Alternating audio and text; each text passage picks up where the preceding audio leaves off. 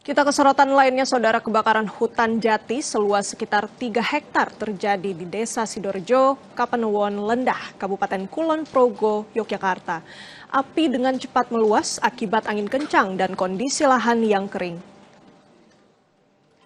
2 unit mobil pemadam kebakaran bersama 7 personel diterjunkan untuk memadamkan sejumlah titik api. Proses penanganan terkendala minimnya sumber air, medan yang curam, serta akses jalan yang sempit. Pasokan air tambahan dari PMI dan sejumlah relawan akhirnya membantu petugas mengendalikan kobaran api sekitar 1 jam kemudian. Penyebab kebakaran kini dalam penyelidikan polisi. Warga diimbau untuk tidak membakar sampah selama musim kemarau karena kondisi hutan dan perkebunan jati yang sangat kering membuat risiko kebakaran semakin tinggi. Dengan meluncurkan 2 unit armada damkar dengan 7 personel, kemudian karena situasi di situ angin kencang sehingga api cukup cepat untuk merambat ke area yang lain, sehingga kami butuh bantuan. Kemudian terkait dengan sumber air, memang kami kesulitan sumber air karena di lokasi tidak ada titik sumber air, sehingga kami perlu mendapatkan support dari teman-teman baik itu PMI, kemudian TRC, sehingga kami mendapatkan suplai dari mereka. Masih kami dalami, Pak, karena kami masih mendatangi TKP awal. Jadi kami yang penting memberikan pelayanan keselamatan material warga Sidorejo. Kalau kesulitannya apa sih Bu ini? Kesulitannya karena medannya di lokasi Sidorejo ini jalannya terlalu sempit, bahkan ada lokasi yang tidak bisa dilalui kendaraan roda 4, jadi tim relawan dan damkar agak kesulitan untuk menjangkau wilayah titik api.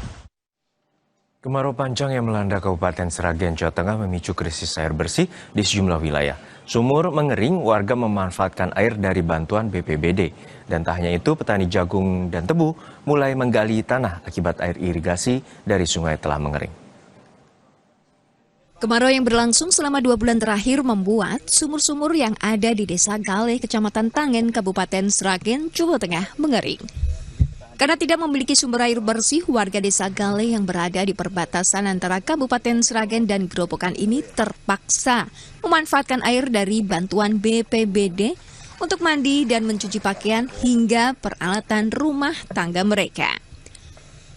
Sedangkan untuk kebutuhan minum dan memasak, mereka harus membeli air bersih dengan biaya tambahan per galon Rp4.000. Ambil air untuk cuci, mandi. Kalau yang diminum ya beli 1 galon itu yang 4.000. 1 galon 4.000 ya. Itu untuk kalau keluarganya besar ya hanya 2 hari sudah habis 1 galon. Harapannya kepada pemerintah Mas bisa disampaikan Mas? Yo minta bantuan sumur Pak. Sumur pasti Mas napa bur. Kondisi serupa juga dialami sejumlah petani jagung dan tebu.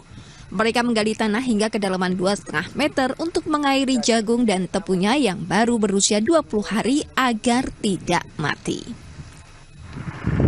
15 hari mulai nanam nih harus menggali tanah sedalam 2,5. Ya. Biasanya yang sebelumnya sebelum kemarau mudah Pak dapatnya. Kalau belum kemarau masih muda. Ini setiap hari nyiramnya Pak? Ya. Meski pemerintah telah menyalurkan bantuan melalui dropping air setiap 3 hari sekali, namun volume air yang didistribusikan dinilai belum mampu memenuhi kebutuhan sekitar 700 kakak atau 2.000 jiwa. Waktu dekat ini untuk mencegah kekeringan ini butuh bantuan untuk toren air. Kemudian untuk jangka panjangnya mungkin dibangunkan semacam pam simas gitu supaya kekeringan ini segera teratasi gitu Pak.